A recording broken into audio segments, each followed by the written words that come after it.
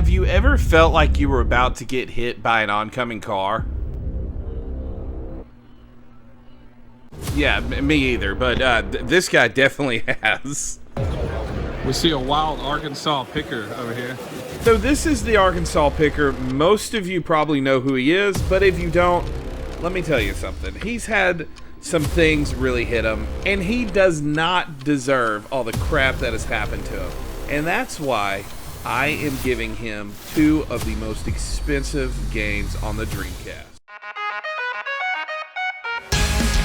Are you looking for those grail items? Well, the back and reach and we'll find them. And with price charting as our guide, we'll seek out every gem to reach galactic delight. So for some reason, I've decided to just give away a bunch of video games and video game collection pieces. For example, if you've been watching on my most recent video, I mean, this is only two episodes in, but on my most recent episode, I gave away my TurboGrafx 16 in the box. And if I didn't mention it on the video, which I'm not sure if I did, I also gave away some of the games in box. Yeah, I don't know what's wrong with me, but that is what I've been doing. But why exactly am I doing this? Well, because I'm an idiot. No, because, yeah, I've been collecting stuff, and the moment I collect it, bills come, and I end up selling it. And I know what it's like to watch a bunch of people building collections, getting a lot of stuff, and, yeah, I can't. So I thought there's got to be more people like me, so why not just give stuff away? Because that's extremely profitable, since I am a reseller, and giving stuff away is profitable. But yes, I would say it is profitable because I'm receiving smiles and friendships, which is worth way more than money. Anyways, that's what we're doing. We're giving stuff away. Now, after I gave Sega Steve his TurboGrafx 16, I thought, who else deserves something of great value? And of course, that's when I thought of no other than Arkansas Picker. And the thing about Arkansas Picker is I can relate because I've lost a lot. And if you don't know anything, if you go check out his channel, you would know that, well, his car broke down on him. He had to, well, his truck. And he had to sell off a lot of, not only a lot of his collection, but also his inventory for a lot cheaper than he would have wanted to get, just so he could get money to get a vehicle.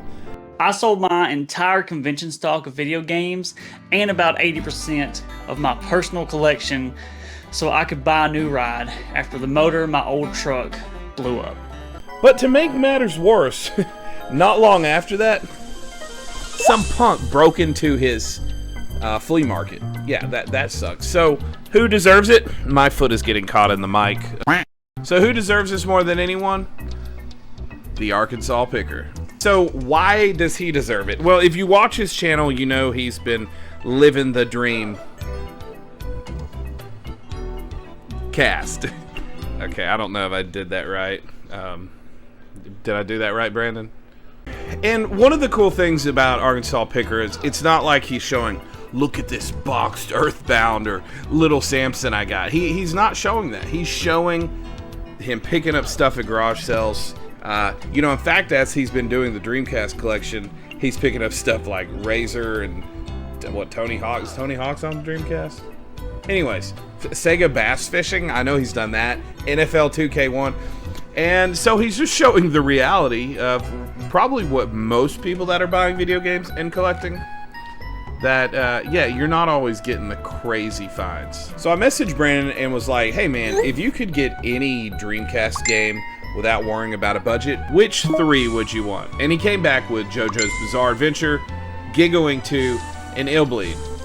And I thought, yeah, I'm probably not going to be able to ever afford that. But here we are. It was at this point that I realized, you know, I can't do this on my own. I need other people in the community to help me out. I mean, I was still trying to get Panzer Dragoon Saga, and, you know, that's most important, of course. And then I still owed the IRS money. And to top that off, my good friend Steve, you might know him as that flipper dude. Yeah, I still had to pay him off for all the inventory he gave me just so I could pay the IRS. So buying expensive games to give away to Brandon, you know, it didn't really make much sense. And yeah, all my friends and family probably think I'm nuts, but my wife was like, you know, let's do this. So, you know, if my wife says let's do it. Right, hon? That's right. You hear her? I'm going to hold the mic towards her. Okay, she's not saying it again. That's right. She just said it. I hope you heard her. That is right. And so it is what it is. But I got the response that I would expect because, you know, like I said, I didn't have the money, and they're thinking, Keith, you can't really be doing this. So, yeah, I got what I expected. So I went to Game Jam South, and I took a lot of video of Brandon. I probably looked kind of weird because I was literally following behind him filming because I was thinking maybe I could tell story. But no, I'm just instead telling you over voiceover that I filmed Brandon. And this sounds very awkward. But I did still need the community, and that's when I met up with Scott Squatch. Right behind you is the Arkansas Pickers booth. They're sleeping in, I think. That's right, yeah, probably so. He might lose some money, though. Well, I've told you before, I'm going to be doing a series online on the YouTube where I'm, you know, buying and selling and flipping and all that stuff and trading to try to get some games for him. He's got a few games. He's got Illbleed, JoJo's Bizarre Adventure, and Gigawing 2. Yeah. So I was wondering, I figured you have everything. If it's not here, it's probably at your house. Yeah, I can't bring the entire house to the convention, unfortunately. You should try to get it up and then bring it out. But yeah, do you happen to have any of those games?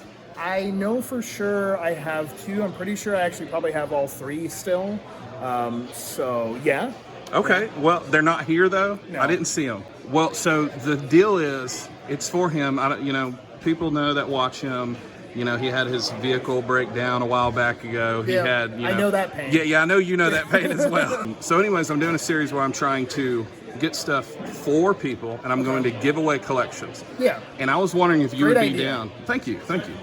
You gotta get... Yeah. So anyways, I was wondering if you would be willing to, and I know you don't have it right now, but would you be willing to like trade, sell it, give me like a 20% price charting value?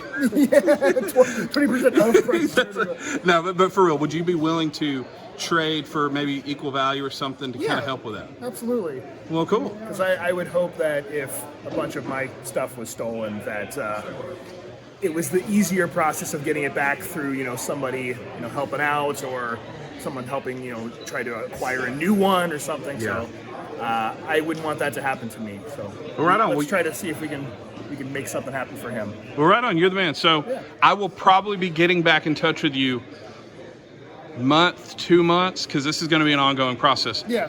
But can we get a future handshake in here? There we go. Oh, I should edit something in there. Like light beating from our hands. Yes. And then we travel to the next convention, and we're still shaking hands. And then Oh, okay. Let's do that again. Okay. So I want to get this handshake here because I feel it's going to have a future meaning. Yeah. So let's try to get this here. Okay, so we didn't make the future handshake happen, but I left this in the video anyways because yeah, we look pretty stupid and it's actually pretty funny. And after we made an agreement, I told everybody and I said, hey, because I was happy, let's do a little dance.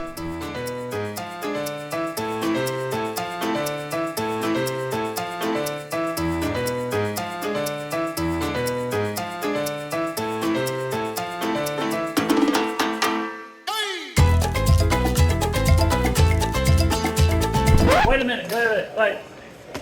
What are we dancing for? But yeah, Brandon honestly didn't know why we were dancing, and honestly, I don't know why we were either because I still didn't have the money or means to get the games from Scott Squatch.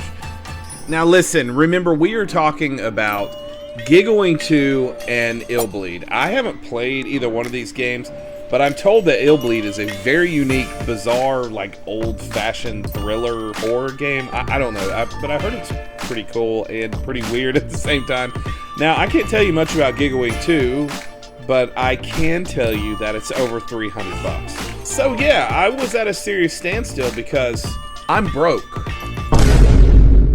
But wait, I still had the Game Boy Advance that Steve gave me to pay it forward.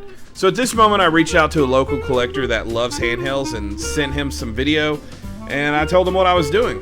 He thought it was such a great idea and was thrilled to buy it from me. But the problem is that the price of the Game Boy doesn't even come close to Gigawing and Illbleed.